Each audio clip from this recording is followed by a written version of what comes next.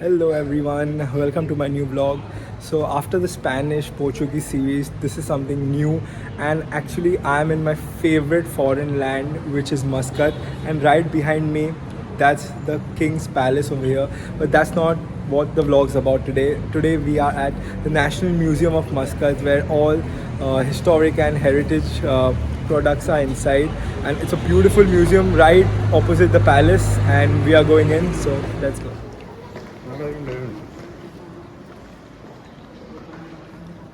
So this is the entrance of the museum. It's a very simple museum. We are going inside. So for the non-residents, the price is 5 reals, and for residents, it's 2 reals. And for the people who don't know, 1 real is actually 220 Indian rupees.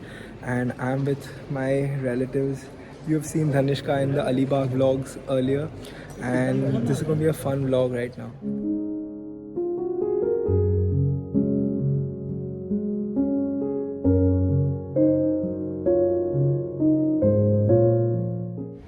For those who don't know, Muscat is a place which is 2.5 hours away by flight, and it's an Arabic country, very old, very rich in culture, just nearby Dubai.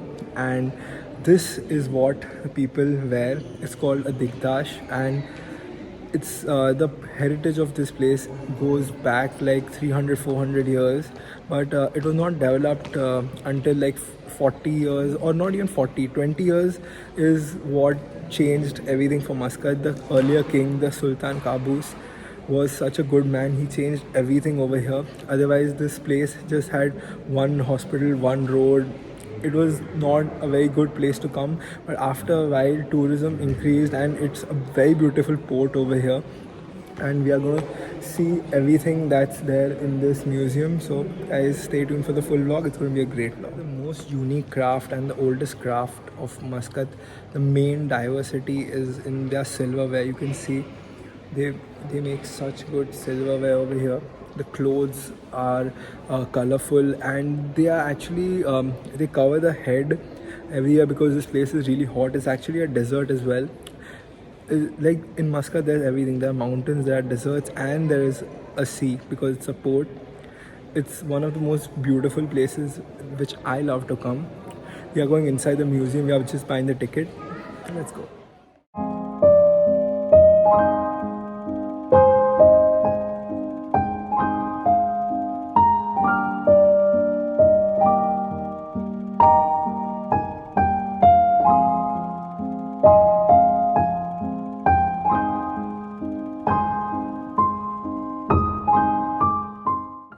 After the ancient Muscat sculptures and rock architecture, we are headed to somewhat the modern architecture over here. So these were the modern tools over here which were used by men to make castles, buildings, everything. And we are headed inside. Let's go.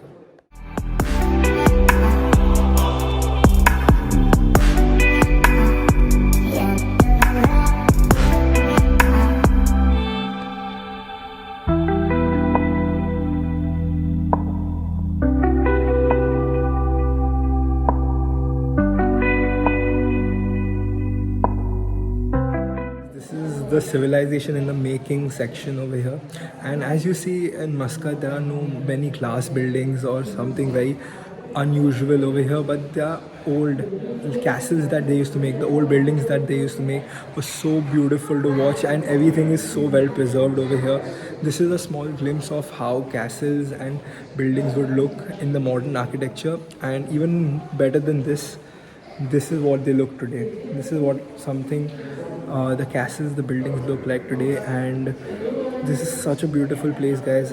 I would suggest if you come to Muscat, please come to the Royal Museum of Muscat, just opposite the palace. It's a really good place to visit. The sculpture that you see behind me, the Balhaf Fort in Oman, Muscat, was built long time back, and it was a UNESCO World Heritage Site till 1987, and still this exists in Muscat over here. It's such a good place. Have a closer look.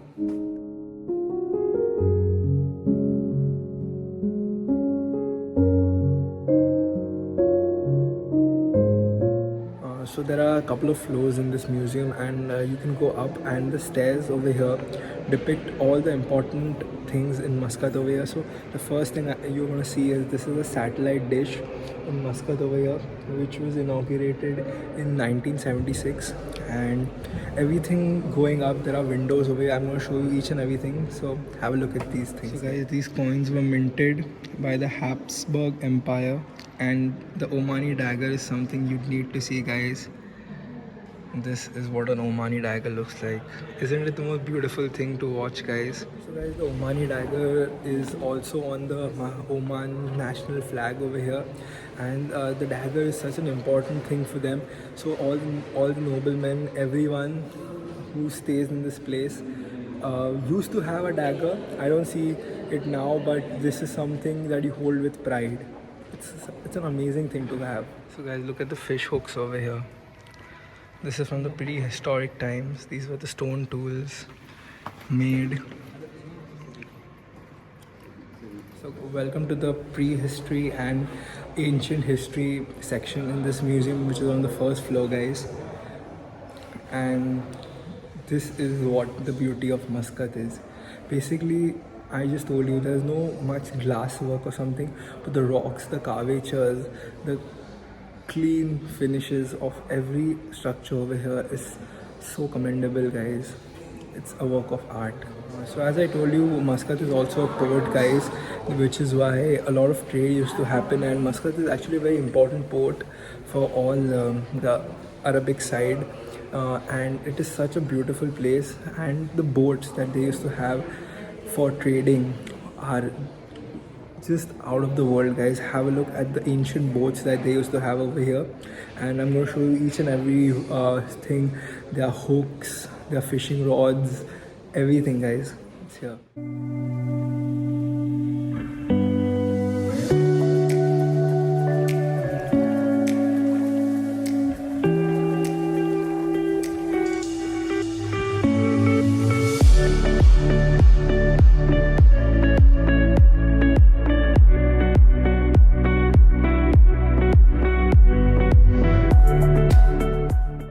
Behind me, this is what an ancient boat or ship used to look like in ancient Muscat. So it's amazing to have everything preserved very well over here. You can see vases, you can see different types of vessels, everything. You can't explain each and every aspect of this museum, no ways, because it's a big museum over here. But I can show you everything. My favorite thing to see in a museum is basically tools, and even better than that, I love the pottery over here, the ancient pots that they used to make.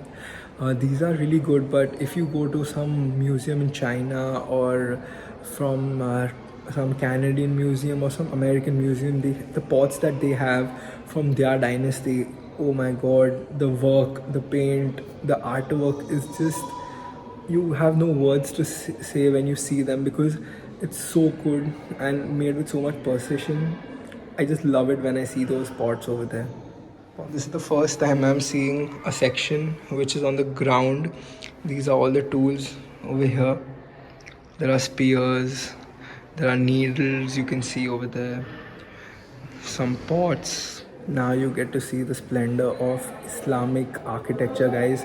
The thing I was just saying about the pots in China, Arabic people were no less the perfect things that they used to make. You're going to see them now, and it's very unusual from the world, but they have created a mark in each and every place in this world. So in my older vlogs in Spain also, you can see some Arabic influence over there, and this is actually an Arabic state, so you can imagine the work they might have done over here. Have a look at the beautiful silver work and some paintings, some pots over here. This is going to be a good section to watch.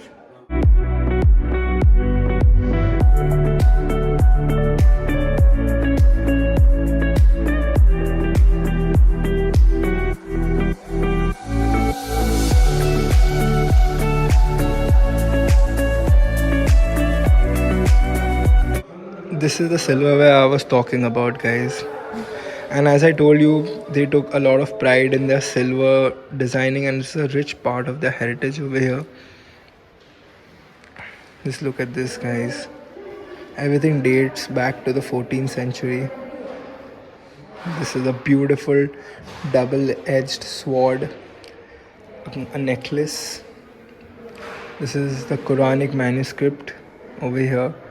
So as I told you, the dagger is also a part in the Omani national flag over here. You can see right behind me, just here, there's this beautiful dagger over here, which dates back to the 14th century also. And there's a double-edged sword here as well. And this is the Arabic language. It's, I don't know which language is the most tough, but this is very tough to read because it's just like design. It's not even words, it's just design. It's commendable.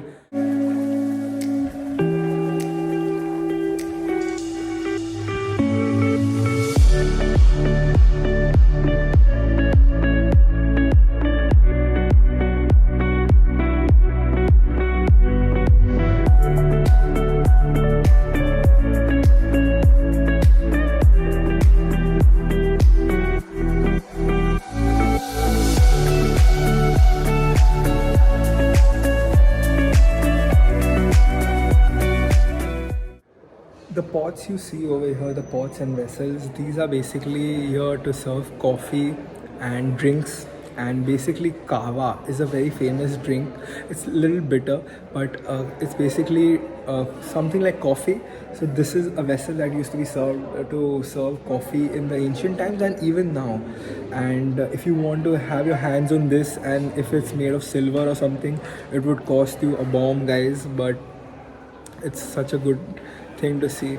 Lovely place. So the next section that we are going to visit is Oman and the new world, and you're going to see all the new things which Oman has, starting from furniture over here.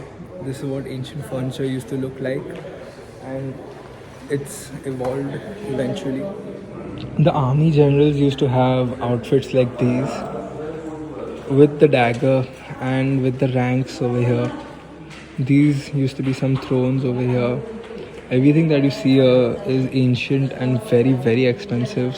Even from the boats, the chairs, the furniture, the silverware.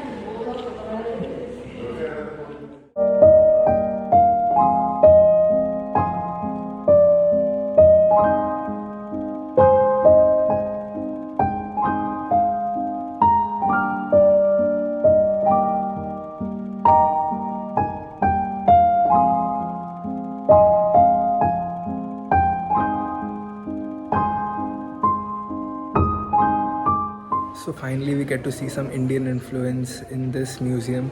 So this bed was made in Western Gujarat, guys, and this used to be something that the king would have. Basically Arabic people have a thing of having higher beds, and all the pictures that you see behind me over there are basically national heroes over here, like we have in India. The later part of Oman, they started having guns over here. Such a beautiful double barrel gun, guys. It's from the British and Zanzibar's consulate, which is right there. You see many khanjars or knives over here, and there are medals and basically ranks of all Omani generals over here. This is what a door from the fort used to look like. So here is some information about Ratan C. Purushottam, a trader who joined his grandfather in Muscat. There are some Indian coins and Indian notes as well. So as you know, Muscat is really close to India, and many people for job opportunities and for working over here as an exporter, importer, they used to come over here and really do a commendable work. And a lot of Muscat's diversity has Indian people because it's nearby, and they used to come by boats over here, which used to take about 10 to 12 days or maybe 6 days. If the tide works in your favor, you never know. But every place you come over here, there are lots of Indian people, and right now lots of people from Bangladesh, Pakistan also come here for work opportunities, working for the port over here or maybe construction sites. And now is what I'm going to show you. As I told you before, the pots that they make are amazing. You're going to see one of the most beautiful pots with perfect hand carvage over here. It's here.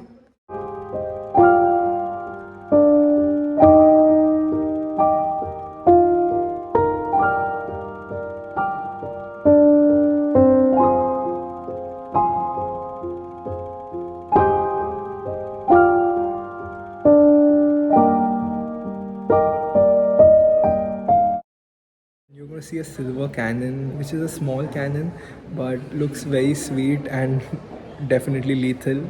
Here it is. The map of Muscat I'm going to show you now. It's right by the coastline, and the mountains are nearby the coastline, which is very rare to see. Just have a look at the map over here.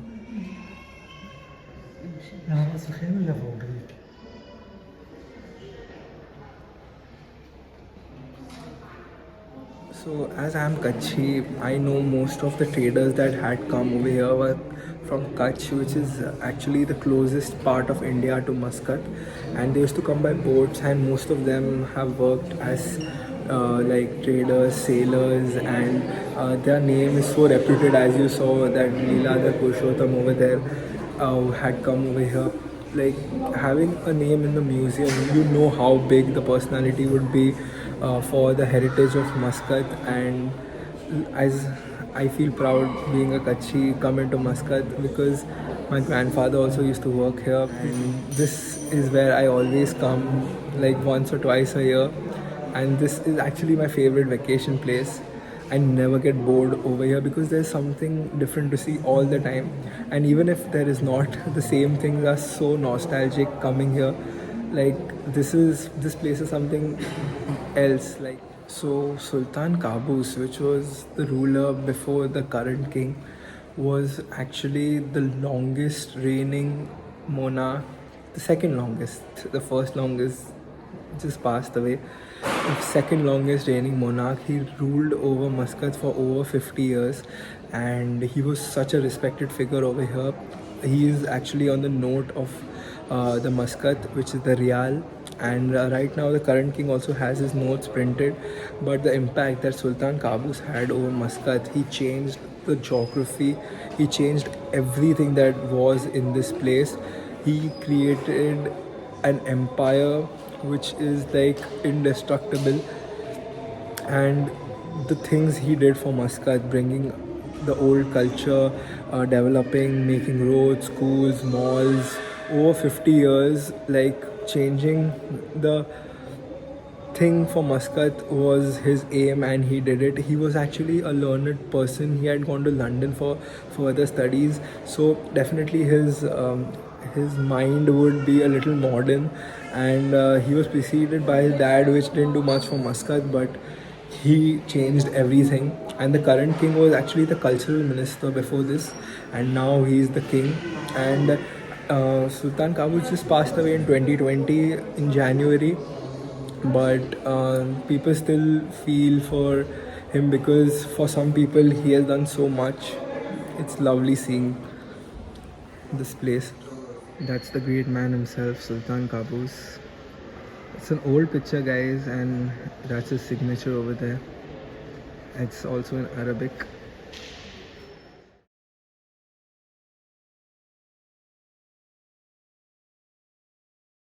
So guys, just read this for better understanding of what the Oman's king Sultan Qaboos did for the people.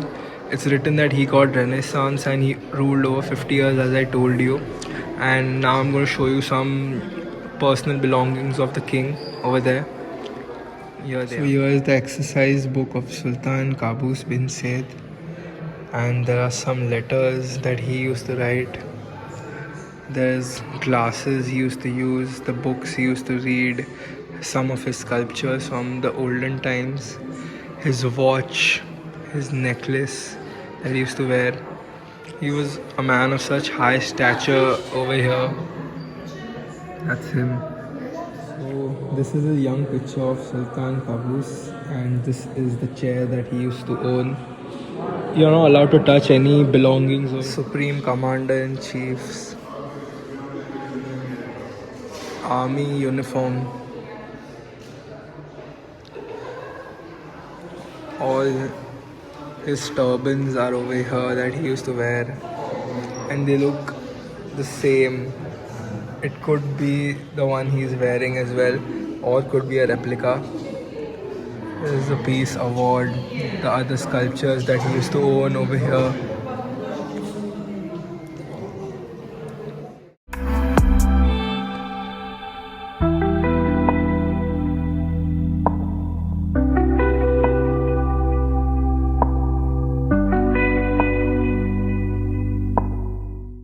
So guys, that was the end of the vlog over here, and we are at the exit, which also has a gift shop from where I got 2 or 3 postcards which I collect from every place I go. And so yeah guys, that was the end of the vlog. Stay tuned for more vlogs coming from Muscat series, and yes, subscribe to my channel, and thank you for all the support for all the earlier vlogs. The subscribers are increasing, the watch time is good, but I want more. Thank you for watching this vlog.